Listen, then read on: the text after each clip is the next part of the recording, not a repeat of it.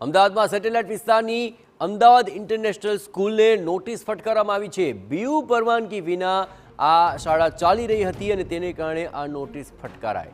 BU પરવાનગી મામલે શાળા સંચાલકોએ કચેરીને ગેરમાર્ગે દોર્યા હોવાની હકીકત સામે આવી। અમદાવાદ ગ્રામ્ય ડીઈઓ કચેરીએ નોટિસ આપી ખુલાસો કરવા માટે આદેશ કરવામાં આવ્યો છે।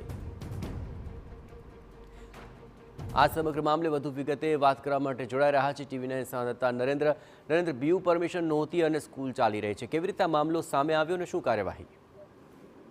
જી, વિદ્યાર્થીઓ પાસેથી લાખો રૂપિયાની ફી વસૂલતી બોડકદેવ સ્થિત અમદાવાદ ઇન્ટરનેશનલ સ્કૂલ કે જે લાખો રૂપિયાની ફી વિદ્યાર્થીઓ પાસેથી વસૂલે છે અને દર વર્ષે જોવા મળતું હોય છે કે એમની ફીમાં ઉત્તરોત્તર વધારો પણ થતો હોય છે।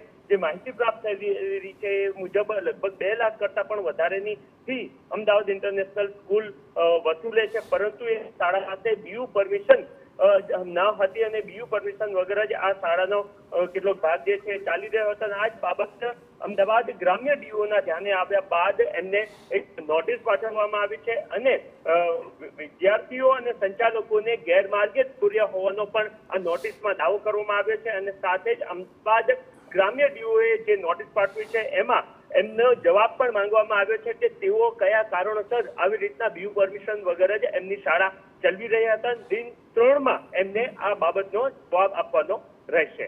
જી, આભાર નરેન્દ્ર। તમામ ગતિવિધિઓ પર આપ નજર રાખતા રહેજો। તો હવે બીયુ પરમિશન છે નહીં અને તેને લઈને આ નોટિસ આપવામાં આવી છે।